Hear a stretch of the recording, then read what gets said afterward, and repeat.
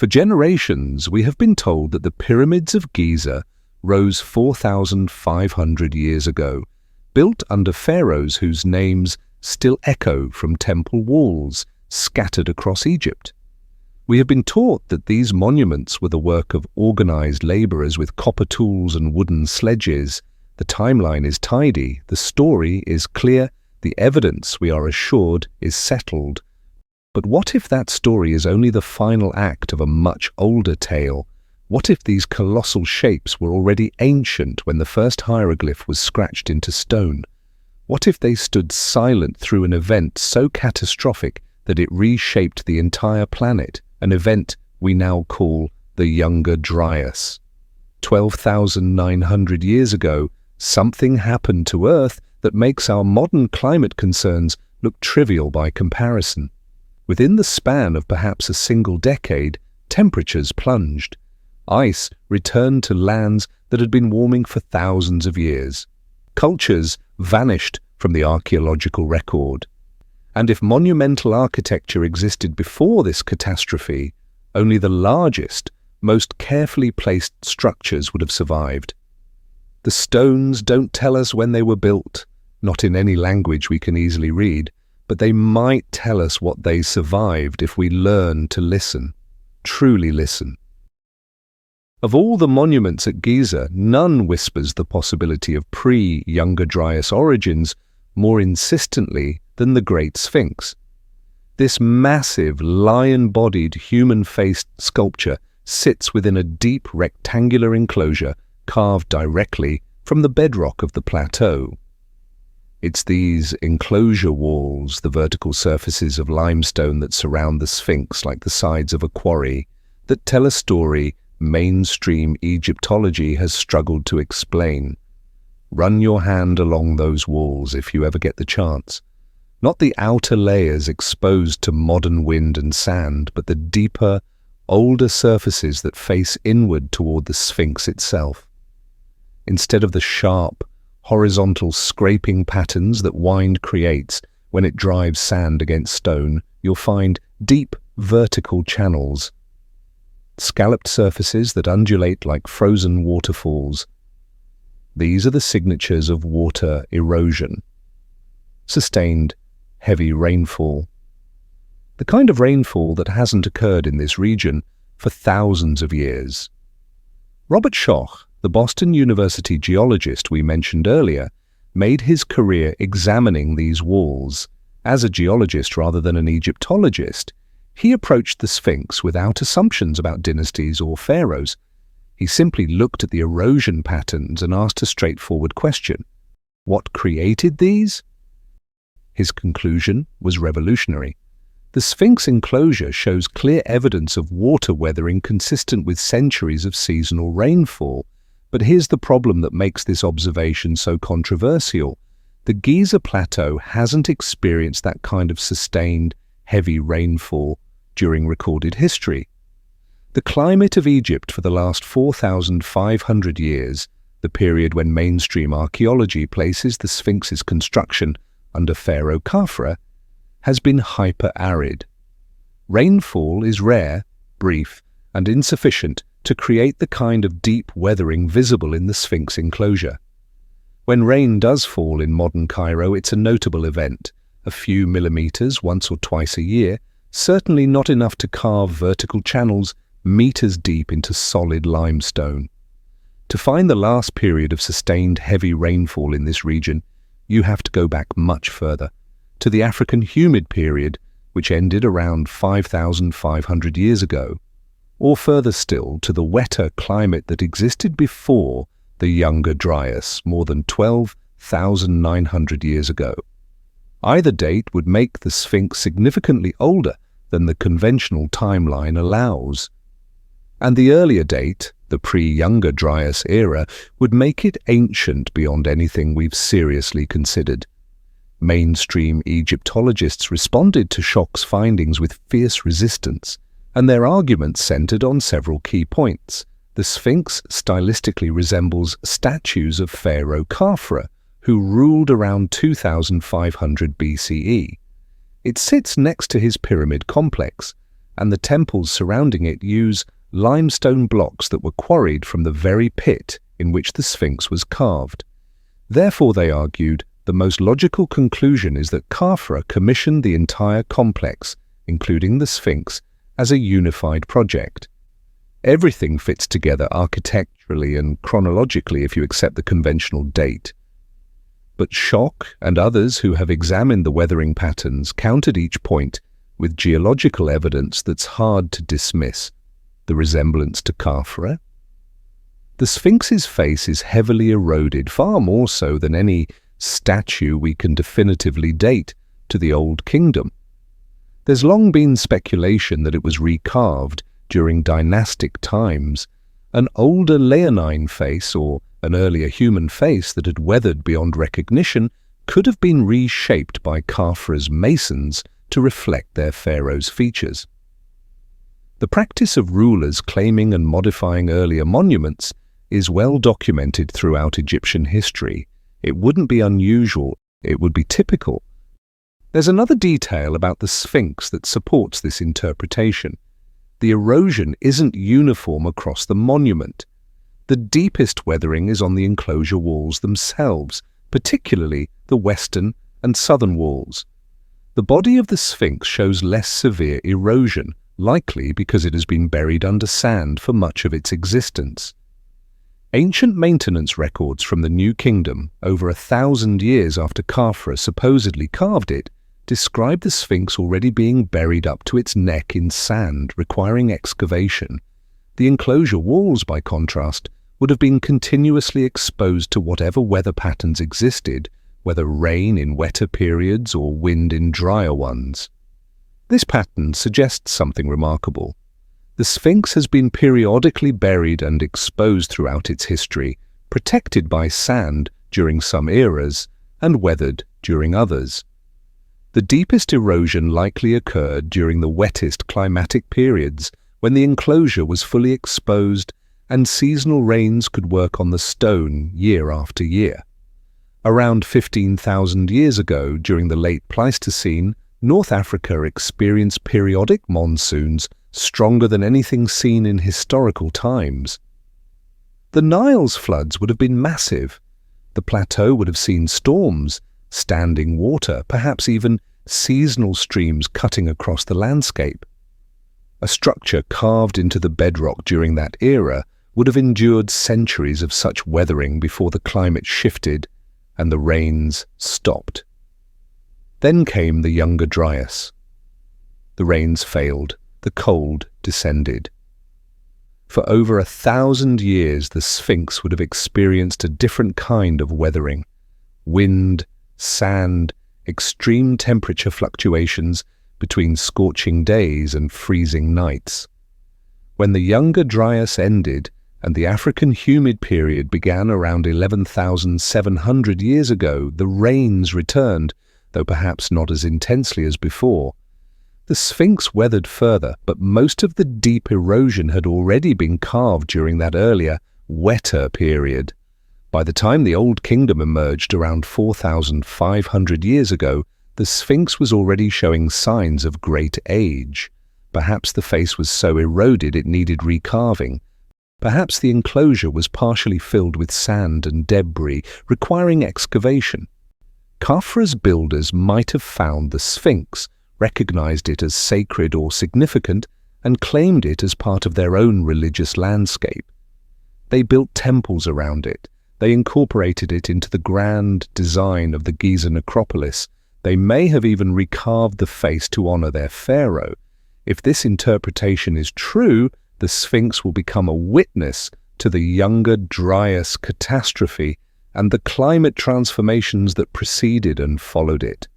A monument that has outlasted not just dynasties and empires, but entire epochs of Earth's climate history. It has seen the Sahara green and watched it turn to desert.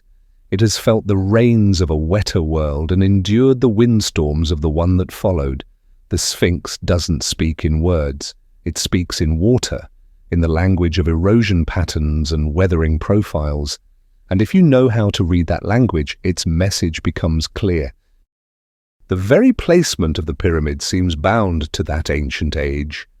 Stand on the Giza plateau at night, far from the glare of modern Cairo, and let your eyes adjust to the darkness. Overhead, the heavens unfold like an ancient book, its pages written in points of light. Even now, in our light-polluted age, you can still see Orion's belt.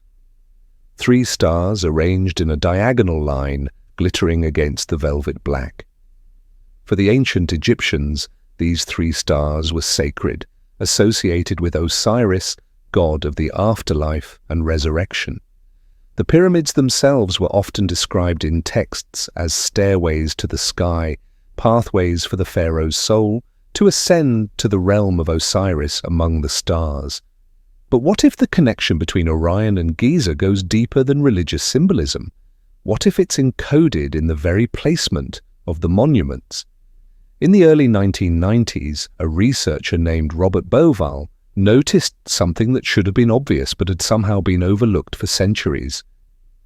The 3 main pyramids of Giza, Khufu, Khafre and Menkaure, are not arranged in a straight line.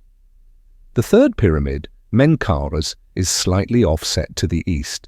This offset has always been explained as a practical compromise, perhaps due to the terrain or available bedrock. But Bauval saw something else. The pattern of the 3 pyramids matches almost exactly the pattern of the 3 stars in Orion's belt, Al-Nitak, Al-Nilam and Mintaka. The 3rd star, Mintaka, is slightly offset from the diagonal formed by the other 2, in precisely the same way that Menkaure's pyramid is offset from the alignment of Khufu and Khafre. The pyramids mirror the stars in their relative positions and even their relative sizes. Khufu's pyramid, the largest, corresponds to Al-Nitak, the brightest star. Khafre's middle pyramid matches Al-Nilam, and Menkaure's smaller structure aligns with the fainter Mintaka. The correlation is striking enough that once you see it, it's hard to unsee. But Bauval didn't stop with the pattern. He asked a more intriguing question. When would this correlation have been most significant? Because of a phenomenon called precession, the slow wobble of Earth's axis over a 26,000-year cycle, the positions of stars relative to the horizon change gradually over millennia. The stars themselves don't move, but our viewing angle does. It's like slowly tilting your head while looking at a painting. The painting stays the same, but your perspective shifts. Bauval used astronomical software to track Orion's belt backward through time. He found that the alignment between the pyramids and the constellation would have been most perfect, most visually obvious, around 10,100 BC, 12,500 years ago. This is thousands of years before the Old Kingdom, thousands of years before mainstream archaeology places the construction of the pyramids. During this same epoch, the constellation Leo would have been rising directly on the eastern horizon at the spring equinox, exactly where the Sphinx faces. The Sphinx, remember, has the body of a lion. Could it be more than coincidence? Could these monuments be markers carved in stone, pointing to a specific moment in deep time when the sky looked different than it does now? Mainstream Egyptology has largely dismissed what's come to be called the Orion correlation theory. The criticisms are straightforward and reasonable. Alignments can be coincidental, especially when you're only looking at 3 objects. There's no written evidence linking the pyramids to a date of 10,500 BC, and the Egyptians of the Old Kingdom were perfectly capable of sophisticated astronomical observations without needing to reference such an ancient epoch. They could have observed Orion's belt in their own time and aligned the pyramids to it then. But here's what the critics miss. Consider the possibility that a culture with advanced astronomical knowledge existing before the Younger Dryas laid out the site according to the sky as it appeared in their time. Later cultures, inheriting this plan, perhaps finding foundation markers or partially completed structures. They might have finished the construction, built upon foundations already ancient, or renovated monuments that had survived the intervening millennia. Think about what it would mean to encode a date in stone this way. No inscription needed, no language that could be lost or forgotten or mistranslated, just geometry and the eternal movements of the stars. If you wanted to send a message to the distant future, to civilizations that would arise thousands of years after your own disappeared, this is how you might do it. The stars change position slowly but predictably. Anyone with sufficient astronomical knowledge in any era could decode the message, "We were here." This is when we looked at the sky. Remember us. The precision of the Great Pyramid's alignment to true north offers another clue. The pyramid's sides are aligned to the cardinal directions with an error of only 3 arc minutes. That's 3/60ths of a single degree. That's astonishing accuracy, difficult to achieve even with modern surveying equipment. The ancient Egyptians were skilled astronomers, certainly, but this level of precision suggests something more than casual observation. It suggests purpose, calculation, and perhaps most tellingly, the kind of obsessive attention to detail that comes from believing the alignment matters profoundly. The Egyptian practice of astronomical observation itself suggests deep continuity. The priests maintained detailed star calendars, dividing the night sky into 36 sections called decans, each rising at a specific time of year. This system was so precise it could measure time to within 20 minutes, an astonishing achievement for a civilization without telescopes or atomic clocks. Such knowledge doesn't emerge overnight. It requires generations, perhaps centuries, of careful observation, meticulous record-keeping, and systematic teaching. If the Old Kingdom inherited this astronomical tradition from an earlier source, it would explain their sudden proficiency. They didn't invent these techniques from scratch. They preserved them, perhaps imperfectly, perhaps with gaps in understanding, but with enough continuity to maintain the observations and the calendar. The monuments they built or renovated would reflect this inherited knowledge, encoding astronomical information they may not have fully understood, but recognized as sacred and important. We'll never know for certain without a time machine or written records that may never have existed. What we have instead are these silent stone structures, precisely aligned, carefully proportioned, encoding information in a language of geometry and celestial patterns. They speak, though not in words. They point to the stars, yet the stars themselves have shifted since their construction. Step into the grand gallery of the Great Pyramid. If you ever have the chance, you will begin to understand why its technological mysteries continue to puzzle us. This soaring passageway climbs at a steep angle toward the heart of the monument, its corbelled walls rising nearly 9 meters high. Massive limestone blocks are stacked in overlapping layers that seem to defy gravity, each layer cantilevered slightly inward from the one below.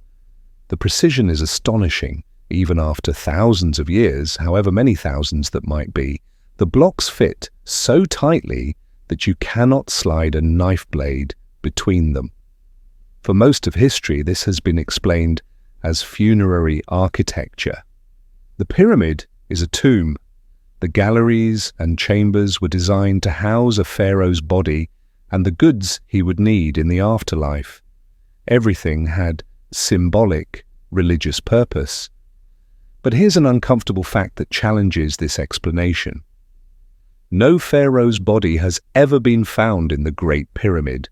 The granite coffer in the king's chamber stands empty, its lid gone, no evidence it was ever sealed, no mummy, no grave goods, no inscriptions confirming burial, just empty stone chambers and silent passageways echoing with questions we haven't learned to answer.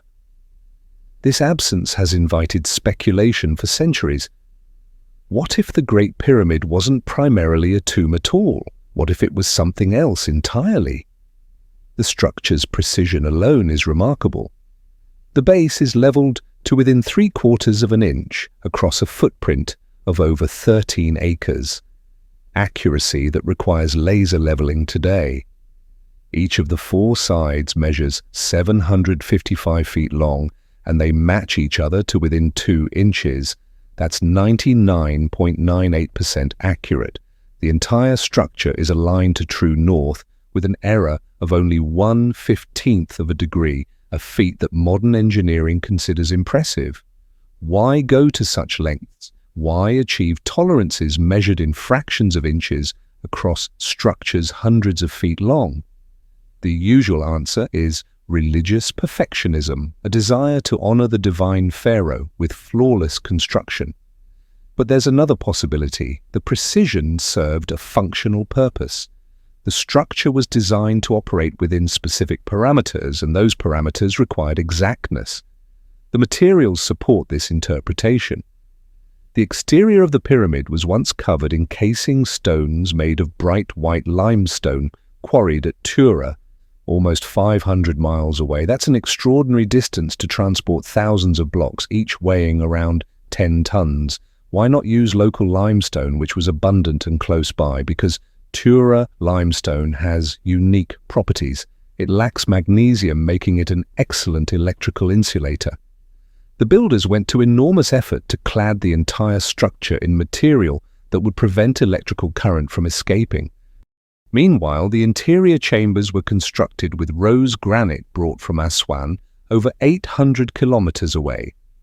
This granite contains exceptionally high concentrations of silicon dioxide, quartz crystal, making up about 85% of the stone's composition. Quartz has a remarkable property called piezoelectricity. When quartz is compressed or vibrated, it generates electrical charge.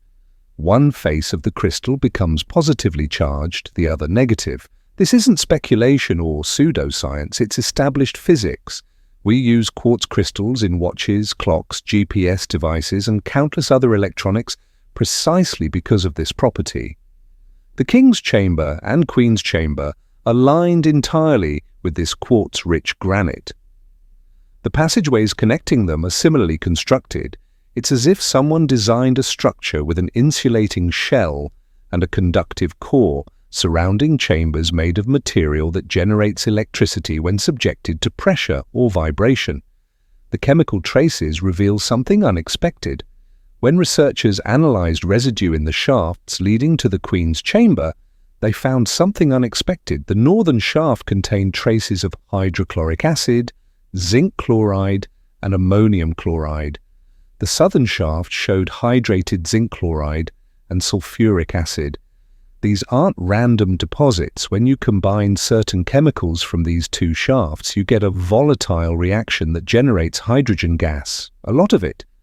The southern shaft was found coated with salt deposits nearly an inch thick, consistent with hydrogen boiling and bubbling up through the passage. This brings us to one of the most intriguing alternative theories about the Great Pyramid, that it functioned as a power-generating device. In the 1990s, an engineer named Christopher Dunn proposed a detailed hypothesis. He suggested that the pyramid might have operated as a geomechanical power generator, harnessing Earth's natural vibrations and converting them into usable energy.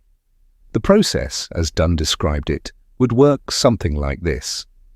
It begins in the subterranean chamber far below the pyramid, where underground aquifers flow through the bedrock. Water moving through these cavities creates sound waves, low-frequency vibrations that resonate with Earth's natural frequency. These vibrations would travel upward through the pyramid structure. In the Queen's Chamber, the chemical reaction we mentioned would generate hydrogen gas. This hydrogen would flow through the horizontal passage toward the Grand Gallery. As the gas accumulated in the gallery, pressure would build, compressing the granite walls. Remember, this granite is 85% quartz. Compression triggers the piezoelectric effect, generating electrical charge within the stone. The Grand Gallery itself would have contained resonators, perhaps 27 or 28 pairs of them, now long gone, but evidenced by notches and slots in the walls. These would have vibrated in response to the acoustic waves traveling through the structure, creating standing waves of sound. Acoustic engineers who have studied the gallery report that it resonates naturally at 440 Hz, producing an F-sharp chord. This frequency, interestingly, is considered harmonically aligned with Earth's fundamental resonance. The vibrating resonators would organize the hydrogen molecules into waves sympathetic with the sound frequencies, further exciting the quartz-rich granite and amplifying the electrical generation. The entire gallery becomes a kind of musical instrument, a resonance chamber amplifying and focusing energy. At the top of the gallery, a small shaft leads to the king's chamber. This opening measures precisely 8.4 inches by 4.8 inches, dimensions that, according to Dunn's calculations, would be optimal for allowing hydrogen microwaves to pass through while filtering other wavelengths. The king's chamber itself is constructed as a Helmholtz resonator, the same principle that creates sound when you blow across the top of a bottle. Change the volume of air in the bottle and you change the pitch. The king's chamber resonates at the same 440 Hz frequency as the Grand Gallery below it, creating harmonic alignment between the two spaces. Above the king's chamber are 5 layers of massive granite beams, separated by air gaps. These are usually called relieving chambers, assumed to distribute the weight of the pyramid above. But the beams show something curious. They're smooth on 3 sides but rough cut on the top. Dunn believes this rough surface is evidence of tuning.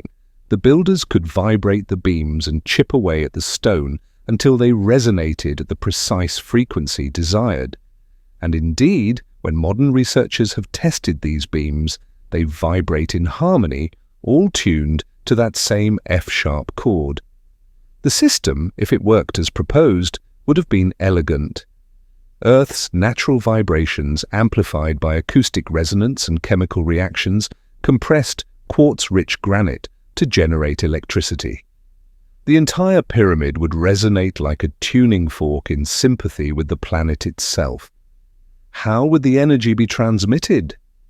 Dunn suggests that if the pyramid's capstone had been made of conductive material, perhaps gold or copper, the electrical charge would be drawn upward and released into the atmosphere, transmitted wirelessly to receivers who knew how to capture it. This idea might sound like pure fantasy, except that someone tried to build exactly this system in the early 20th century. Nikola Tesla, one of history's greatest electrical engineers, designed and partially constructed a tower called Wardenclyffe on Long Island, New York. The tower was built on top of an aquifer with copper and iron rods extending deep into the groundwater. Tesla's goal was to transmit electrical power wirelessly through the atmosphere using Earth's resonance as a carrier wave. The power would be unlimited, clean, and virtually free for anyone with a receiver. Tesla's system used the same principles, an aquifer as a ground connection, resonance with Earth's natural frequencies, and atmospheric transmission. His early experiments were successful. He demonstrated that wireless power transmission worked on a small scale, lighting bulbs scattered across a field when his Tesla coil was activated. But when he sought funding to complete the full-scale project, his financial backers withdrew. The tower was never finished and the technology was abandoned. Could an ancient culture have developed a technology that Tesla rediscovered thousands of years later? It seems impossible. But then again, we thought heavier-than-air flight was impossible until we achieved it. We thought wireless communication across oceans was fantasy until Marconi proved otherwise. Technologies that seem magical are often just engineering principles we haven't yet understood or applied. In 2018, a team of Russian and German researchers decided to test whether the Great Pyramid could interact with electromagnetic energy. They used radio waves at various frequencies and measured how the structure responded. The results were published in the Journal of Applied Physics. When exposed to radio waves with wavelengths between 200 and 600 meters, the pyramid concentrated electromagnetic energy in its internal chambers and beneath its base. The effect was strongest at wavelengths near 200 meters. The pyramid, in other words, acts as a resonator for electromagnetic energy at specific frequencies. There's also evidence that something went catastrophically wrong at some point in the pyramid's history. In 2001, researchers discovered scorch marks on the ceiling of the Grand Gallery, concentrated in areas above where the resonators would have been positioned. In the King's Chamber, the granite beams show cracks inconsistent with earthquake damage. These fractures appear in areas where highly compressed, heated hydrogen would have flowed if the system was operational. The walls of the King's Chamber have been pushed outward by over an inch, moving tons of granite that far requires extraordinary pressure from within. The Great Step outside the King's Chamber shows damage consistent with an explosion rather than gradual settling. The pattern of damage is specific. It concentrates in areas where the hypothetical hydrogen flow would have been most intense. If the pyramid was indeed a power-generating system, this damage could represent catastrophic failure, an uncontrolled explosion, a system pushed beyond its design parameters. Why would it have failed? We don't know. If a culture existed before Younger Dryas with technological capabilities different from ours, they might have built structures we're only beginning to understand. When the catastrophe struck and civilization fragmented, the knowledge would have been lost or preserved only in fragments.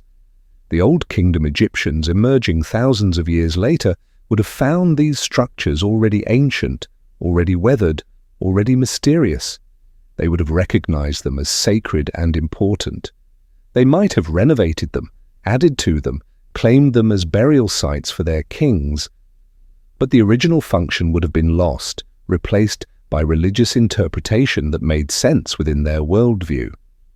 This isn't unprecedented. Throughout history, later cultures have repurposed earlier technologies without understanding them. Medieval Europeans built on Roman foundations without knowing how Roman concrete was made. Modern buildings sometimes incorporate ancient walls without knowing who built them or why. The structure survives while its purpose transforms. In 2017, scientists using Muon radiography, a technique that uses cosmic ray particles to image through solid matter, discovered a previously unknown void inside the Great Pyramid. This hidden chamber sits above the Grand Gallery, at least 30 meters long, with no known access from existing passages. Its purpose remains completely mysterious. The power plant hypothesis remains far outside mainstream acceptance. The evidence is circumstantial. The mechanisms are speculative. The burden of proof for such an extraordinary claim is substantial, and that burden hasn't been met to most scientists' satisfaction. No ancient texts describe the pyramid generating power. No artifacts have been definitively linked to energy production. The chemical traces could have other explanations. The acoustic properties might be accidental consequences of the chamber dimensions rather than deliberate design.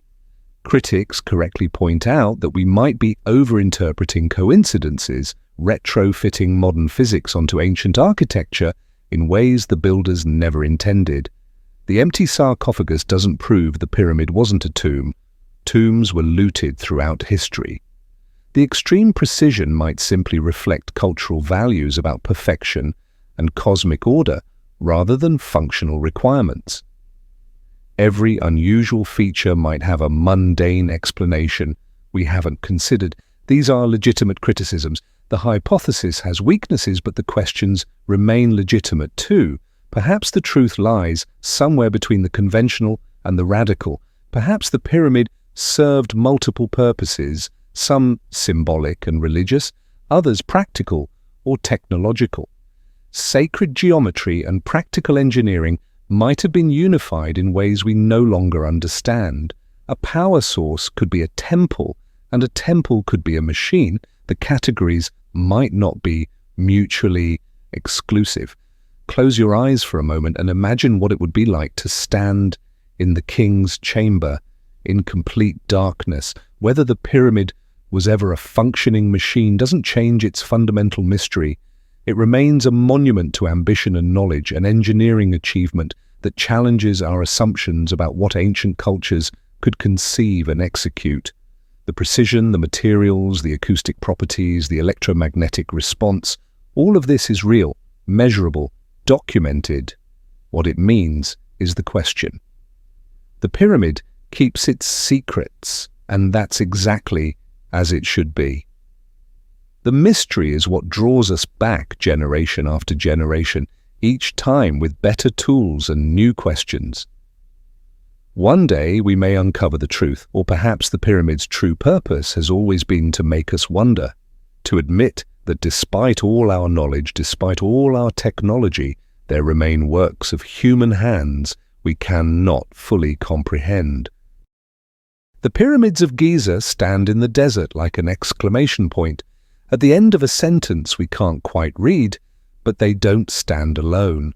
Across the globe, scattered throughout landscapes both ancient and modern, other megalithic structures whisper similar questions. Massive stones moved impossible distances, uncanny precision in cutting and placement, astronomical alignments that suggest sophisticated knowledge, and ages that push uncomfortably against the boundaries of what we thought possible.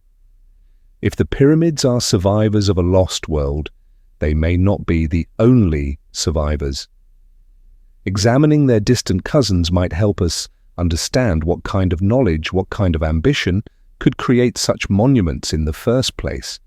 Begin in southeastern Turkey at Göbekli Tepe, discovered in the mid-1990s by a German archaeologist named Klaus Schmidt.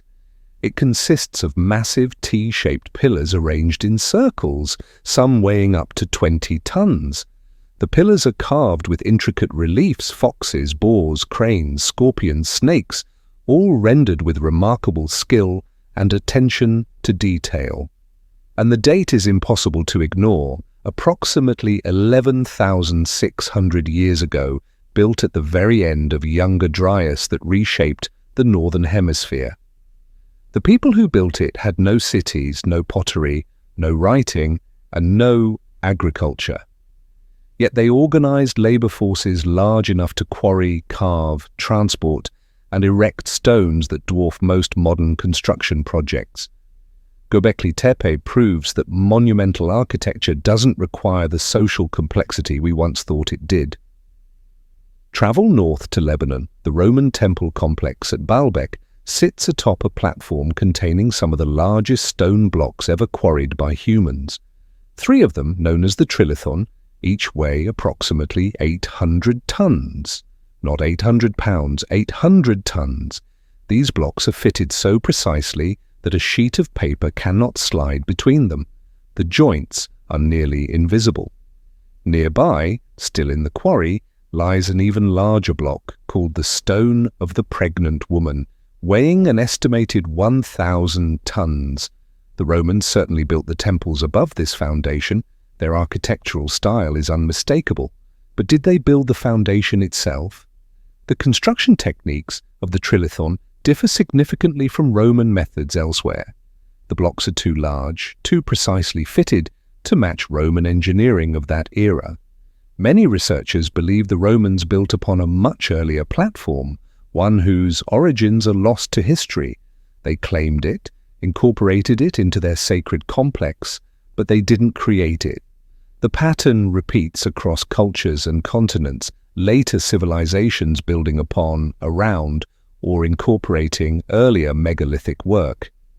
Claiming it, repurposing it, adding their own layers, but not necessarily understanding or replicating the original construction methods. Far to the east, off the coast of Japan's Yonaguni Island, divers have discovered stepped terraces and sharp-edged platforms lying beneath the waves. The formations show what appear to be straight edges, parallel surfaces, right angles, and possible tool marks. Some geologists argue these are entirely natural, the product of erosion along existing rock strata. Others see clear signs of human modification, angles too precise, edges too straight, shapes too regular to be purely natural. If the Yonaguni structures are partially human-made, they would have been built or modified when sea levels were lower, before the post-glacial flooding that began at the end of the climate catastrophe. That would place their construction at least 10,000 years ago, possibly older.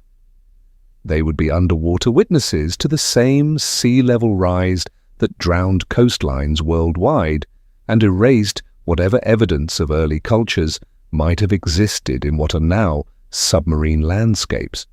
What connects these sites isn't identical construction methods or obvious cultural contact. The geographic and temporal distances are too vast for that. What connects them is the ambition they represent, the precision they achieve, and the questions they raise about how much knowledge has been lost over the millennia. Mainstream archaeology interprets these similarities as parallel evolution, different cultures facing similar challenges and driven by similar impulses, developing similar solutions independently. The human drive to build monumentally, to align with the cosmos, to work in stone, that's universal. But there's another interpretation that some researchers find compelling.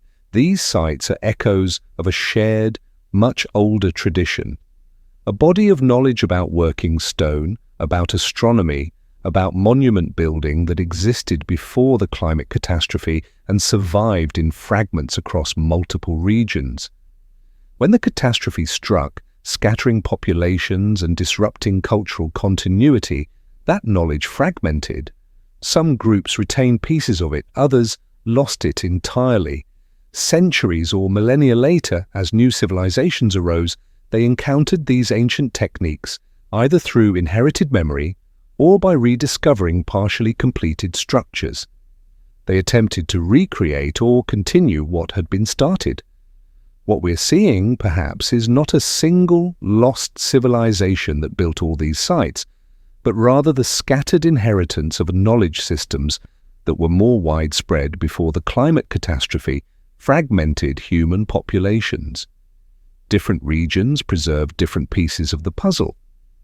Some kept the astronomical knowledge, some retained the stoneworking techniques, some maintained the organizational capacity for large projects, and when conditions stabilized and populations grew again, these scattered fragments of knowledge manifested in different ways, in different places, creating monuments that echo each other without being identical. These sites are not isolated enigmas, they are points in a constellation, scattered across the globe, yet united by their scale, their precision, and their resistance to being contained within the timelines we have drawn. And if even one of them truly demonstrates that monumental architecture stood at the close of the Younger Dryas, the implications ripple outward.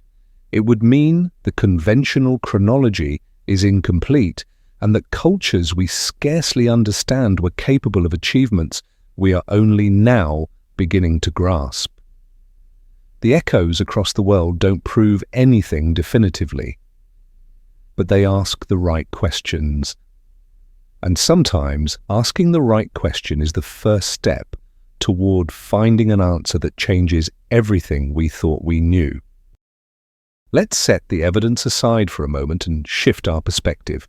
If all we've discussed holds even a trace of truth, if the monuments at Giza truly stood before the world was transformed, then there must have been an age when nature itself was favorable to the rise of an ancient civilization. Close your eyes and try to erase everything you know about the Sahara.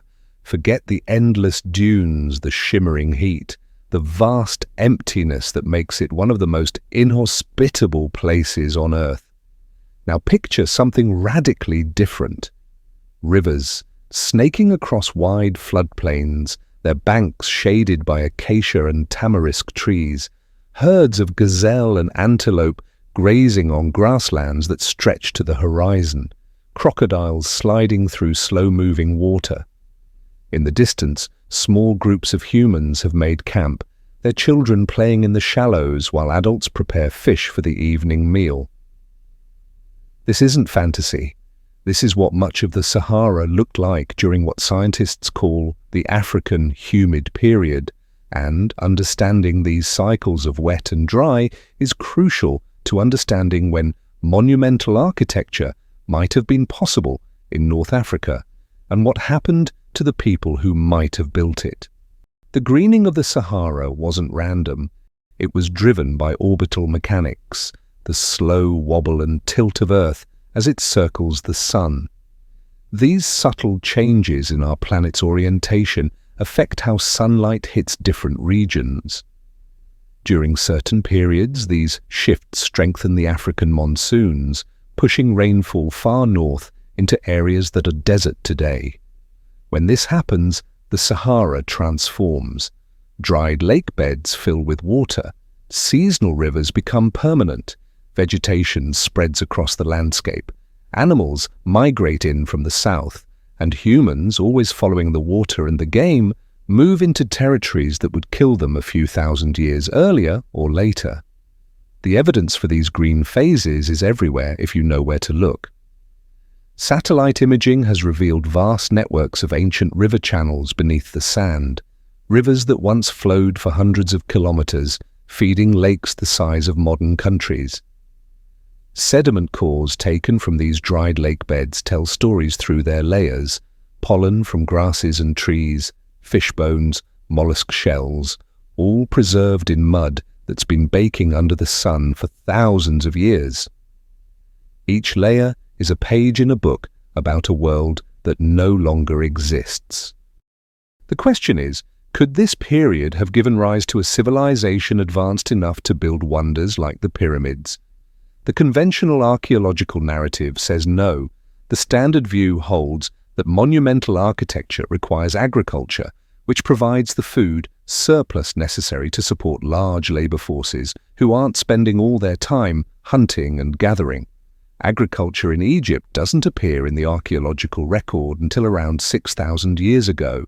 Therefore, the reasoning goes, no monuments before that date. But this narrative has been fundamentally challenged by a site in southeastern Turkey called Göbekli Tepe. The people who built it had no agriculture, no pottery, and no permanent settlements that we've found.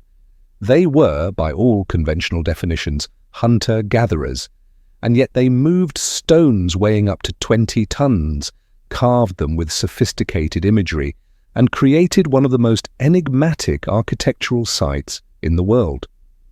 If people in Anatolia could do this without agriculture, why not in the Nile Valley? Why not along the shores of the lakes that once filled the Sahara?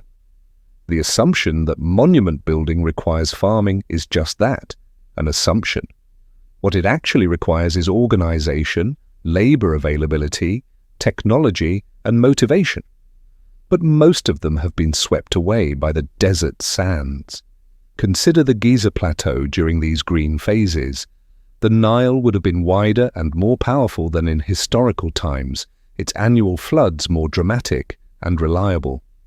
The surrounding landscape wouldn't have been barren desert, but a mosaic of grasslands and shrublands, probably not lush forest, but certainly habitable. Water sources would have been plentiful, game animals abundant. This is an environment that could easily support large human populations even without cultivated crops. Fishing, hunting, gathering. These strategies can sustain complex societies if the environment is rich enough. The plateau itself would have been an obvious choice for anything permanent. It's elevated above the flood zone, ensuring that whatever you build won't be washed away by the Nile's annual inundation. The bedrock is solid, capable of supporting enormous weight. The views of the horizon and sky are unobstructed, perfect for astronomical observations. If a culture, agricultural or not, wanted to build something meant to endure, something aligned with the heavens or designed to serve as a ceremonial center, this is exactly where they would build it. And then about 12,900 years ago, the climate catastrophe struck and everything changed. Within decades, temperatures across the northern hemisphere plunged. The ice core data from Greenland is stark. It shows a temperature drop of around 8 degrees Celsius, roughly 14 degrees Fahrenheit, in less than a human lifetime. Some researchers suggest the shift might have happened even faster, perhaps within a single decade. Imagine that level of change. Imagine being someone who had known mild winters your entire life, and suddenly the cold returns with a vengeance that your grandparents might have remembered only in stories. Scientists call this event the Younger Dryas, named after a small Arctic flower called Dryas octopetala that suddenly appears in European pollen records from this time. It's a humble namesake for a catastrophe. The flower's presence in the geological record marks the return of tundra to lands that had been warming, a botanical signature of cold reclaiming territory it had almost lost. For over 1,000 years, Ice Age conditions persisted across much of the Northern Hemisphere. Then just as suddenly as it began around 11,700 years ago, the cold released its grip, and the world warmed again, even faster than it had cooled. But what caused it? For decades, the prevailing theory was relatively straightforward. Massive amounts of glacial meltwater from the collapsing North American ice sheets had poured into the North Atlantic, disrupting ocean currents like the Gulf Stream. Without warm water flowing north to moderate temperatures, Europe and much of the Northern Hemisphere froze. It's a tidy explanation, and there's solid evidence for it. Vast meltwater lakes did exist across North America. They did drain catastrophically. The ocean currents did change. The pieces fit together logically. But in the early 2000s, researchers began finding something else, something that suggested the Younger Dryas might have had a more violent trigger than slowly rising meltwater. At archaeological sites across North America, Europe, and the Middle East, scientists discovered a thin layer of sediment dating to exactly 1,900 years ago. This layer, often called the black mat, contained unusual materials that don't typically show up in normal geological deposits. Microscopic spherules of melted glass, nanodiamonds formed under extreme heat and pressure, elevated levels of platinum and iridium, elements that are rare on Earth's surface but common in asteroids and comets, and, perhaps most tellingly, widespread evidence of intense wildfires in the form of carbon-rich sediment and charcoal. The evidence pointed to an extraterrestrial impact, not a single massive asteroid strike like the one that killed the dinosaurs, but something potentially more devastating in its own way. Fragments of a comet breaking apart in the atmosphere and striking the Earth in multiple locations, particularly over the ice sheets of North America. The impacts would have been catastrophic, instant fireballs vaporizing everything in their paths, shockwaves rippling out for hundreds of kilometers, wildfires consuming forests across entire continents, and, crucially, the impacts on ice sheets would have instantly vaporized incomprehensible amounts of ice, sending a pulse of water vapor and debris into the atmosphere, blocking sunlight and triggering the temperature collapse.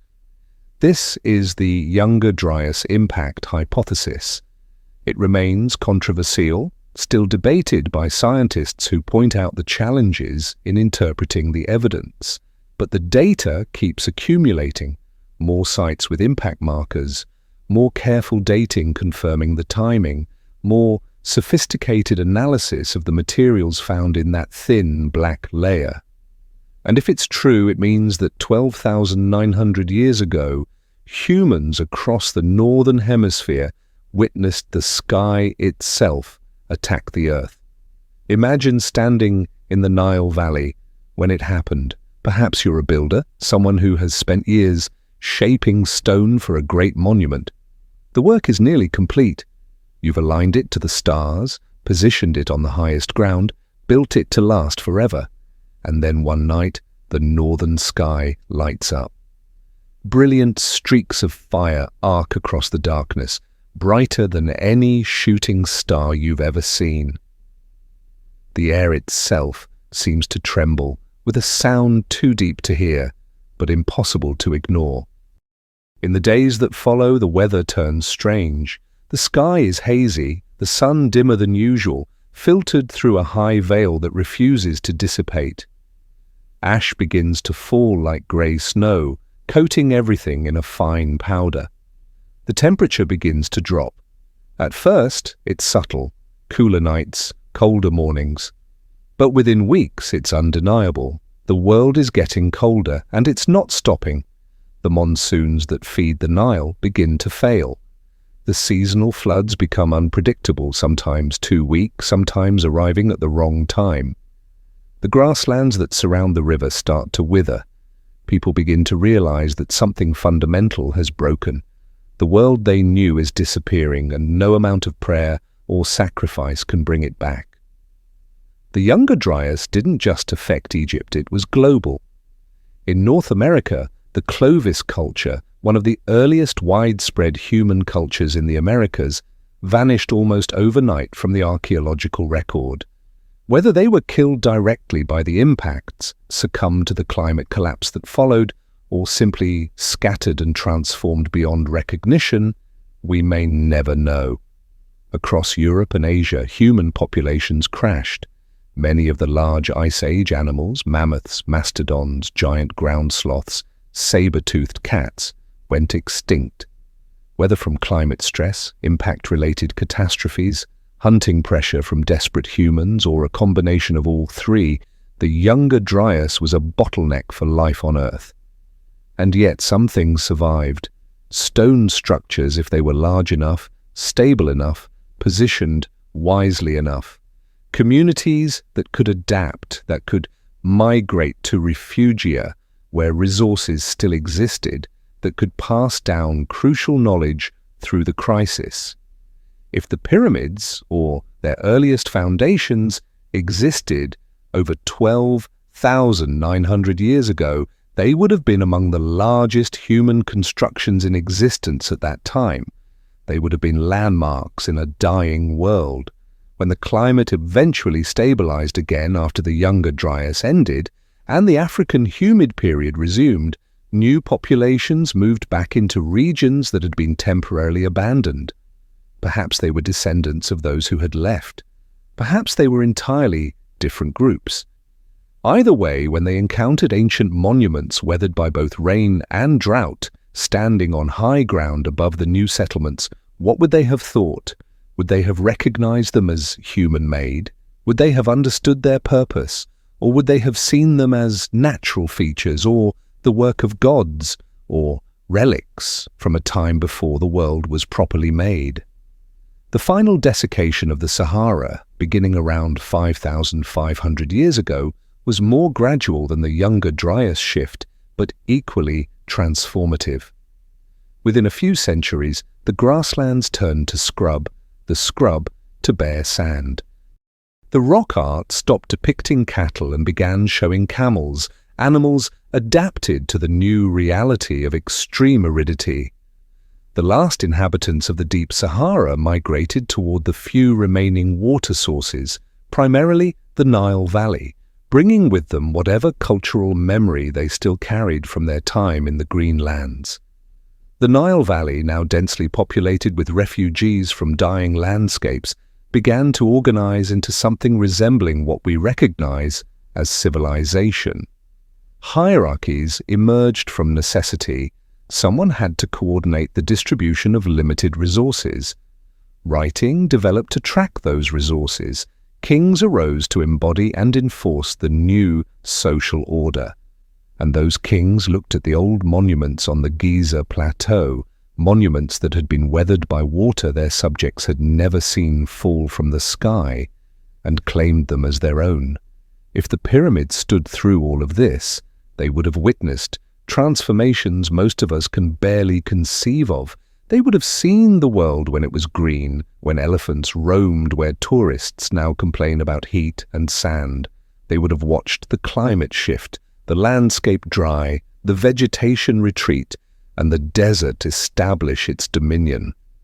They would have seen human populations ebb and flow like tides, cultures rising and falling, languages changing, beliefs transforming, while they remained constant. silent witnesses to changes that rewrote the map of Africa.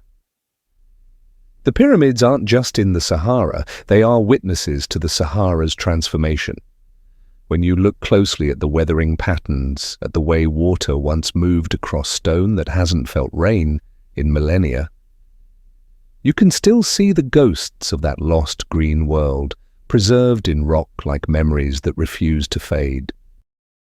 If an advanced culture truly built the pyramids before the climate catastrophe, there should be evidence beyond the monuments themselves. There should be graves, settlements, tools scattered in the sand, and most importantly, there should be bones. The remains of the builders themselves, preserved in Egypt's famously dry climate, waiting to tell their story through DNA, isotope analysis, and the marks left on their skeletons by lives spent moving stone. But there are none, or at least none we've found that clearly predate dynastic Egypt by thousands of years. And this absence is the single most powerful argument against everything we've discussed so far.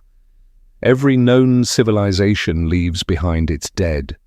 The archaeological record is built on burials, from Neanderthal graves with flower offerings discovered in Iraq, to Viking ship burials in Scandinavia, to the elaborate mummification of dynastic Egypt. Humans have always honored their deceased with ritual. And those rituals, because they involve placing organic remains in specific locations with specific objects, leave traces that can persist for millennia. If a sophisticated culture existed in the Nile Valley before 12,900 years ago, capable of carving the Sphinx and laying out the pyramids, where are their dead? The absence could be real, evidence that our hypothesis is wrong, and the pyramids are exactly as old as mainstream archaeology claims. Or it could be an illusion created by the very nature of preservation and discovery. Let's explore both possibilities honestly. Human remains are fragile, far more fragile than stone. In most environments, bones decompose completely within centuries. Bacteria, fungi, soil acidity, fluctuating water tables, all conspire to return organic material to the earth. Even in Egypt's arid climate, which has preserved mummies for thousands of years, certain conditions can cause rapid decay. A burial site that experiences periodic flooding from Nile shifts, or sits in soil with particular chemical properties, or gets disturbed by later construction, can lose all skeletal remains while nearby sites preserve them perfectly. Preservation is a lottery, not a guarantee. If a pre-Younger Dryas culture buried their dead in areas that later experienced dramatic environmental changes, those burials could be gone completely, not hidden under sand, but destroyed by the chemical and biological processes that break down bone. The 1,000-year freeze and subsequent warming would have caused groundwater levels to fluctuate dramatically. Soil chemistry would have changed. What had been a stable burial environment could have become hostile to preservation. Consider also burial practices themselves. Not all cultures preserve bodies. Cremation has been practiced for at least 40,000 years, leaving only ash and perhaps a few bone fragments that can easily be missed in excavation. Sky burial, where bodies are left exposed to the elements and scavenging animals, has been common in Tibet and parts of Central Asia for centuries. Water burial, tree burial, and other practices likewise leave little or no skeletal trace. If the builders of Giza followed such traditions, the absence of bones wouldn't indicate absence of people, just absence of preserved bodies. There's also the uncomfortable possibility of geographic displacement. The climate catastrophe forced massive migrations. People moved toward remaining water sources, toward refugia where life was still possible. If the bulk of the population left the Nile Valley entirely during the worst of the crisis, their burial sites could be in regions we haven't connected to Egyptian culture. Perhaps in the now desert interior of the Sahara, under meters of sand. perhaps beneath the Mediterranean, drowned by the sea level rise that followed the end of the Ice Age. Perhaps in areas that are now inaccessible, built over by modern development, or simply never excavated because no one thought to look there. And we must remember, most of Egypt remains unexcavated. The areas we've dug represent a tiny fraction of the landscape. Most excavations have focused on dynastic era sites, places with visible architecture, inscriptions, or historical documentation. Earlier, pre-dynastic sites are harder to identify. They don't announce themselves with temples and tombs. Without obvious markers, a 13,000-year-old burial ground could be overlooked, misidentified as natural features, or never discovered because no one was searching in that location or that sediment layer. Dating presents its own challenges. Radiocarbon dating requires organic material, bone, wood, charcoal, seeds. Stone doesn't contain carbon and can't be directly dated. If we find a skeleton in Egypt, we can date it and learn an enormous amount from it. But if we find worked stone without associated organic material, we can only make educated guesses about its age based on context or geological considerations. This creates a frustrating situation. The monuments that might prove the hypothesis can't be dated directly, while the organic materials that could be dated haven't been preserved or found. This means that early remains could have been found but not recognized as such. In the 19th and early 20th centuries, Egyptian archaeology was less rigorous than it is now. Many excavations were little more than treasure hunts focused on finding spectacular artifacts for museums or private collections. Bones were often discarded if they weren't associated with valuable grave goods. The skeletons of common people, of workers, of anyone without gold in their tomb were frequently thrown away without study, documentation, or even basic recording of where they were found. How many pre-dynastic or potentially older remains were tossed aside as uninteresting, we'll never know. The data is lost, destroyed by an era of archaeology that prioritized treasure over information. Even when bones are preserved and recovered today, DNA analysis faces significant challenges. Egypt's hot climate degrades genetic material rapidly. Ancient DNA is fragile under the best circumstances. In Egypt, it's often degraded beyond the point where useful sequences can be extracted. The few successful ancient DNA studies of Egyptian mummies have focused on relatively recent specimens from the last 3,000 years. Extracting viable DNA from hypothetical 13,000-year-old remains would be extraordinarily difficult, perhaps impossible, with current technology. Without DNA, linking a population to specific monuments becomes speculative. We can measure skull shapes, bone density, dietary isotopes, all of which provide valuable information about how people lived and what they ate. But these methods are far less precise than genetics. A small, early population could vanish from the skeletal record entirely, absorbed into or replaced by later arrivals, leaving no genetic trace we can currently detect. There's one more possibility that deserves serious consideration. The bones might exist, but we're looking in the wrong places. If the main population centers of a pre-catastrophe culture were in the Nile Delta or along the Mediterranean coast, sea level rise would have drowned them. The coastline of Egypt 13,000 years ago was dramatically different from today. With sea levels over 120 meters lower, the current shoreline was inland territory. Entire regions where people might have lived, farmed if they farmed, built settlements and buried their dead are now underwater, covered by thousands of years of marine sediment. Underwater archaeology in Egypt has concentrated mainly on later historical periods, Greco-Roman ports and submerged cities such as Heracleion and Canopus. These sites lie in relatively shallow waters near the coast, accessible to divers and standard excavation methods.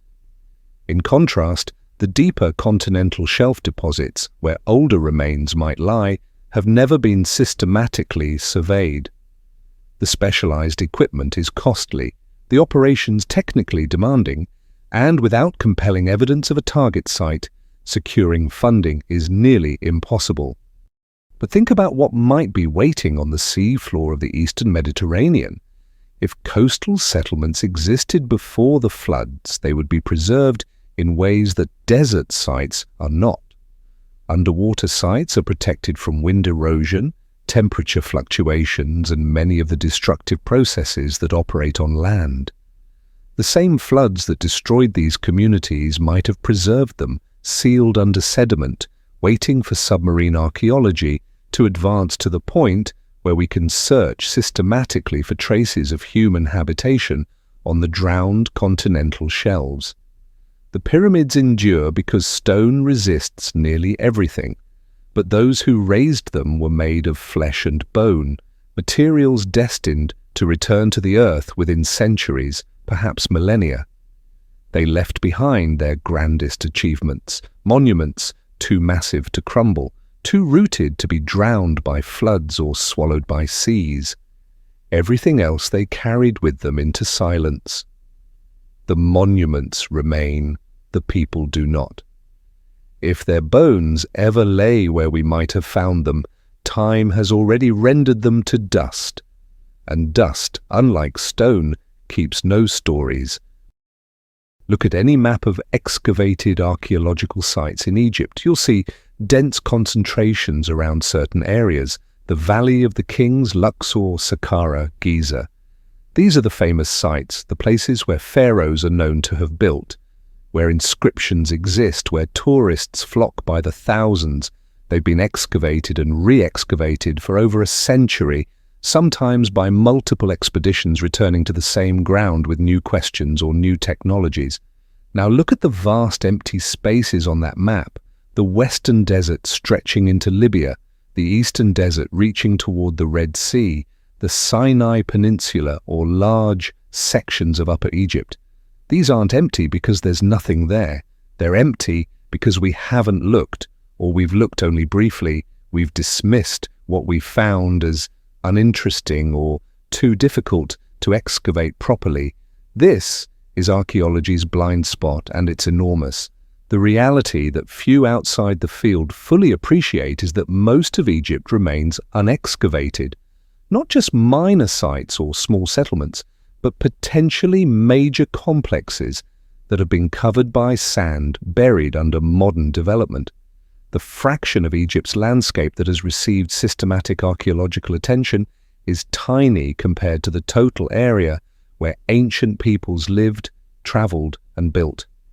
Consider the Giza Plateau itself. It's arguably the most famous archaeological site on Earth, visited by millions, studied by thousands of researchers over hundreds of years, and yet significant portions of it remain unexplored. Ground-penetrating radar surveys have detected anomalies, possible chambers, tunnels, voids beneath the sand.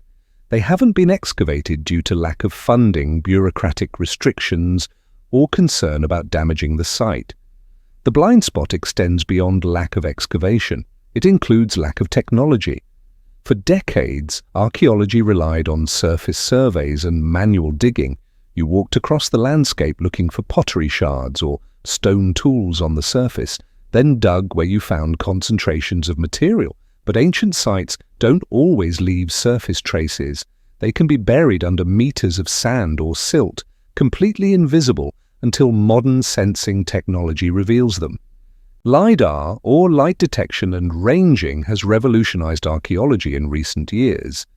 Aerial laser scanning can penetrate vegetation and detect subtle elevation changes that indicate buried structures. In Central America, LiDAR revealed thousands of Maya structures hidden beneath jungle canopy, completely rewriting our understanding of Maya civilization's extent and complexity.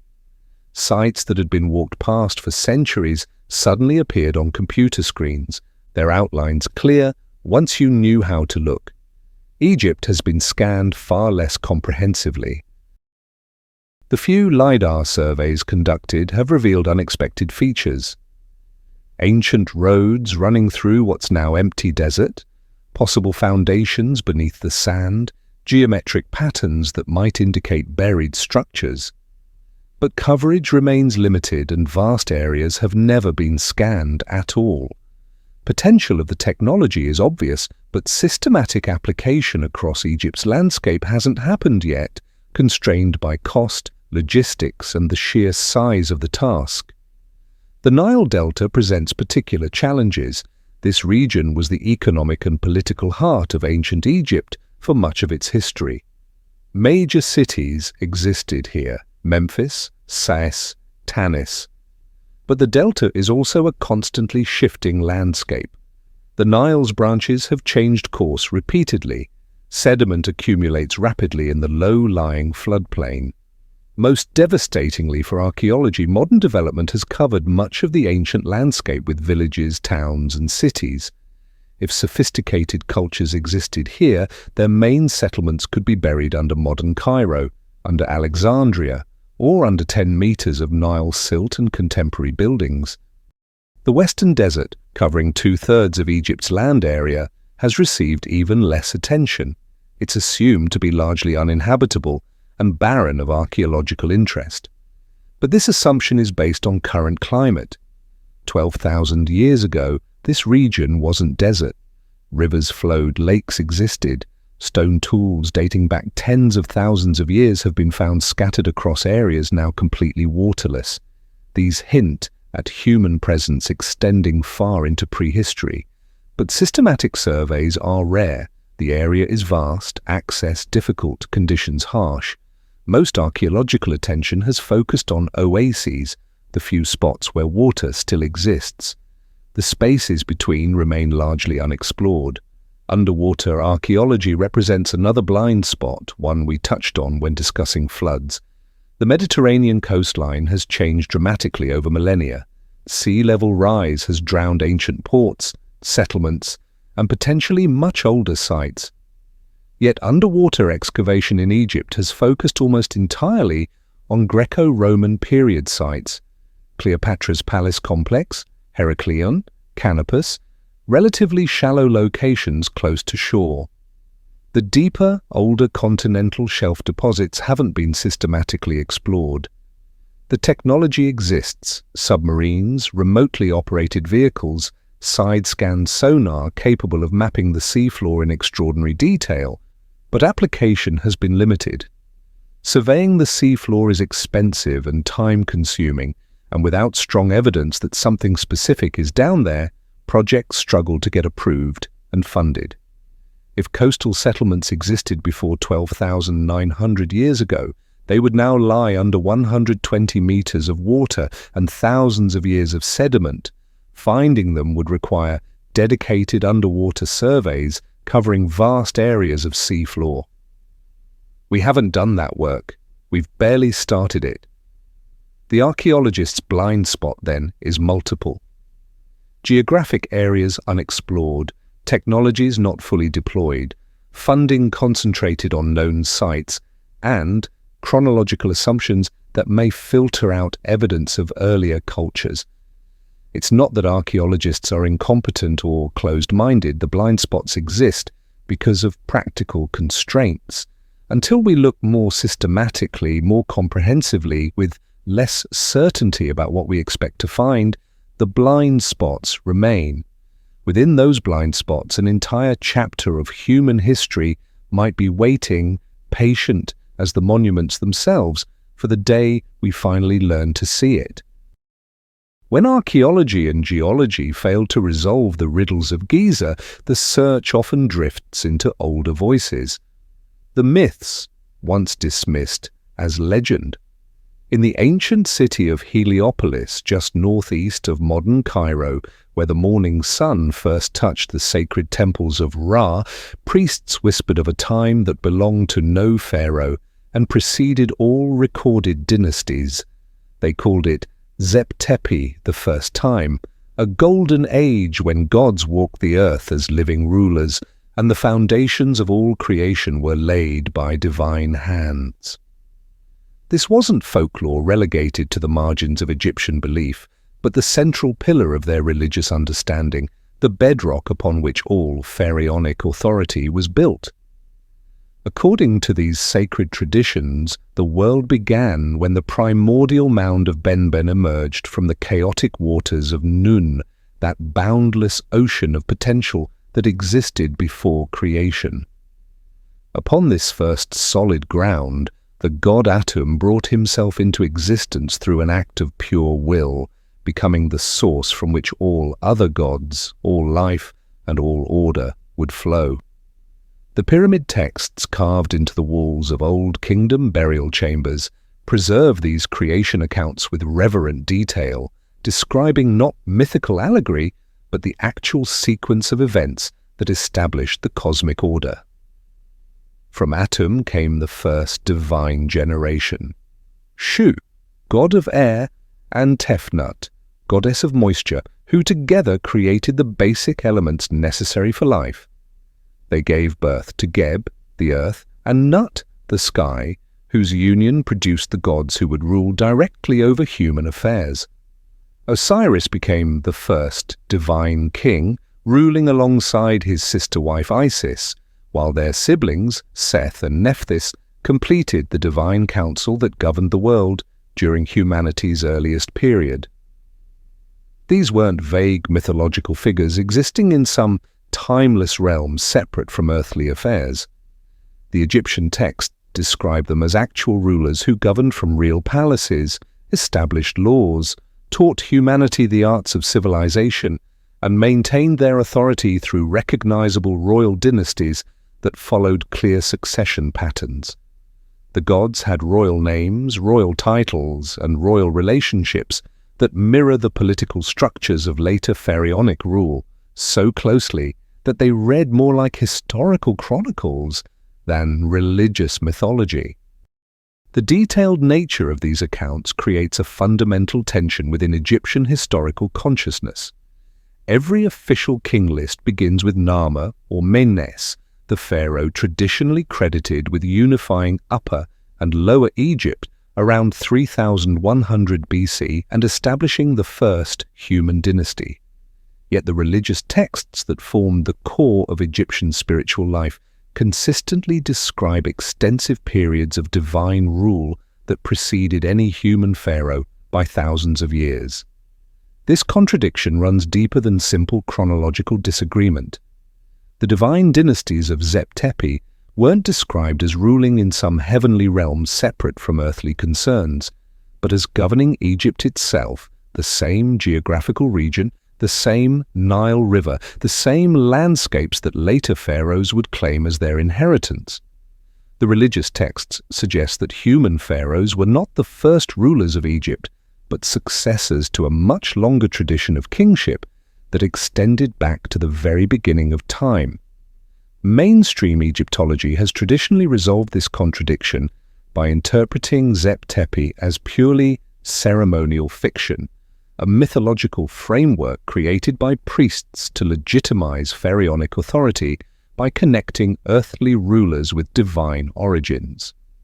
In this view, the detailed genealogies and succession narratives of the divine dynasties represent sophisticated theological constructions rather than historical memories designed to provide cosmic validation for political power. The pyramid texts and later coffin texts that preserve these traditions are typically interpreted as religious literature focused on ensuring successful afterlife journeys for deceased pharaohs, rather than historical documents intended to preserve factual accounts of Egypt's earliest periods. The priests who created and maintained these texts, according to conventional interpretation, were theologians and ritual specialists rather than historians, more concerned with spiritual efficacy than chronological accuracy. Yet this dismissal of Zep-Tepi as pure mythology faces increasingly difficult challenges when examined alongside the physical evidence that has emerged from investigation of Egypt's most ancient monuments. The detailed genealogical nature of the divine succession accounts doesn't match the typical characteristics of mythological narratives, which tend toward symbolic generalization rather than specific historical detail. The consistency of these accounts across multiple sources and time periods suggests they preserved genuine traditions rather than invented fiction.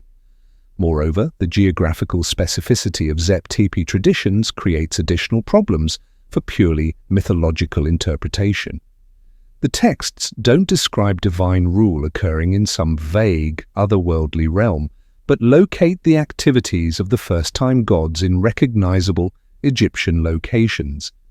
Heliopolis itself was considered the site where Atum first emerged from the primordial waters, while other specific locations throughout Egypt were associated with particular divine rulers and their achievements. When these traditional accounts are considered alongside the anomalous evidence that has emerged from modern investigation of ancient Egyptian monuments, Zep-Tepi begins to look less like religious fiction and more like cultural memory preserved in mythological form. The inventory, Stella's claim that Khufu restored rather than built the Sphinx, suggests that even pharaonic Egyptians recognized inheriting monuments from earlier periods. The water erosion evidence on the Sphinx indicates construction during climatic conditions that preceded known Egyptian civilization. The sophisticated underground architecture detected at Giza implies engineering capabilities that seem to exceed Fourth Dynasty technological profiles. The proximity of Heliopolis to Giza adds another layer of significance to these connections. The ancient city where Zep-Tepi traditions were most carefully preserved lies just a few miles from the plateau where the most anomalous architectural evidence appears. If the great monuments of Giza do indeed preserve remnants of pre-dynastic construction, they would represent the physical embodiment of the first time that Heliopolitan priests described in their sacred texts. This geographical relationship suggests that Zep-Tepi traditions might have developed specifically to explain monuments and technological capabilities that pharaonic Egyptians inherited but did not create. Rather than inventing mythological explanations for divine authority, the priests might have been preserving genuine historical memories of earlier builders whose achievements exceeded anything that contemporary Egyptians could accomplish independently. The divine rulers described in these traditions would represent not mythological figures, but actual leaders of societies that possessed advanced architectural and engineering capabilities. The gods who taught humanity the arts of civilization might have been the builders of monuments, whose sophisticated construction techniques later Egyptians could maintain but not replicate. The cyclical nature of Egyptian religious thought, with its emphasis on eternal recurrence and cosmic renewal, would have provided an ideal framework for preserving historical memories across vast periods of time. Egyptian priests might have been preserving the only available accounts of how their civilization had acquired capabilities that clearly exceeded their contemporary technological development. The divine dynasties of Zep-Tepi weren't just mythological constructions, but the mechanism through which Egyptian culture maintained awareness of its debt to earlier achievements while incorporating those achievements into contemporary religious and political systems. In the carved walls of ancient temples and the whispered traditions of long-dead priests, Zep-Tepi preserves what might be humanity's oldest historical testimony. The acknowledgement that we once achieved more than we remember, built greater monuments than we can explain, and possessed knowledge that we have spent millennia trying to recover. The priests of Heliopolis, who whispered of Zep-Tepi across thousands of years, might have been performing a function more complex than simple religious mythology. They might have been maintaining humanity's memory of its own forgotten capabilities, preserving in sacred tradition the knowledge that current civilization was not the beginning of human achievement. Instead, our civilization represented a recovery from much greater heights that had been reached and lost in ages so remote only divine metaphor could preserve their memory. The desert night deepens over Giza, The temperature, scorching during the day, drops rapidly once the sun disappears beyond the western horizon. The limestone blocks, which absorbed fierce heat for hours, now radiate it back into darkness, a gentle warmth you can feel if you stand close enough, like breath from something ancient and patient. Stars emerge, not dozens but thousands, then millions as your eyes adjust to the darkness. The Milky Way appears as a luminous river overhead, exactly as it appeared to the pyramid builders, whether they worked 4,000 or 12,000 years ago. The stars don't care about our chronologies. They simply are, wheeling through their eternal dance, indifferent to the questions we carve in stone below. We've journeyed through mysteries tonight, through theories of lost civilizations, through water erosion and granite drill marks, through flood myths and astronomical alignments. We've examined evidence that troubles our assumptions, that demands we question what we think we know about human history, human capability, human memory. And yet we arrive here at the end with no definitive answers. Perhaps that's the point. The pyramids refuse resolution. Every question they answer spawns three more. Every mystery solved reveals deeper layers of uncertainty. They stand as monuments not just to whoever built them, but to the limits of human knowing. This ambiguity frustrates us. We want answers. We want to know definitively whether the pyramids are 4,500 years old or 13,000 years old, whether they were built by pharaohs or refugees from a lost civilization, whether they're tombs or libraries or machines or messages from beyond the stars. But perhaps the pyramid's greatest gift is teaching us to live with uncertainty, to embrace mystery, not as something to be conquered, but as something to be contemplated, to understand that not everything can be known, and that's okay. The pyramids don't speak because they don't need to. Their existence is their message. They say, "We endure." Empires rise and fall, languages emerge and die, religions flourish and fade, but we remain. We are proof that something extraordinary happened here, regardless of the details you debate. They invite you to imagine, to picture the Giza Plateau 12,000 years ago when the Sahara was green, to envision a people, whether pharaohs or predecessors, who looked at this bedrock and saw possibility, who planned something so ambitious it would outlast their civilization, their culture, their very memory. They built for immortality, and they achieved it. They built something that would never be forgotten. That would make future generations stop and wonder and question everything they thought they knew. In this sense, the mystery itself might be intentional. Perhaps the builders understood that certainty breeds complacency, that answered questions lose their power, that the greatest monuments are those that never stop provoking wonder. The sun rises fully now. The pyramid's shadow stretches westward across the plateau, sharp-edged and immense. Tour buses begin arriving. Crowds gather. The site transitions from ancient mystery to modern tourist destination, where people take photos and buy souvenirs and complain about the heat. But for a moment, in that transition between night and day, between ancient and modern, between knowing and wondering, the pyramids hold both states simultaneously. They are both tourist attraction and eternal enigma.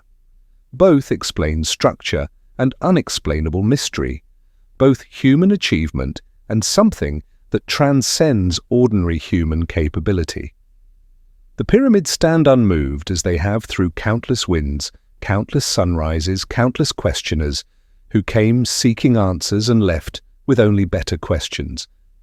They will stand long after we're gone, long after our theories are forgotten, long after our civilization, like so many before it, passes into memory and myth. Perhaps thousands of years from now, other seekers will stand where you stand. They'll have their own technologies, their own methods, their own assumptions about the past. They'll examine the pyramids with tools we can't imagine, and they'll ask the same questions we ask. Who built this? When? How? And why? The pyramids will offer them the same silence they offer us, the same invitation to wonder, the same refusal to yield all their secrets.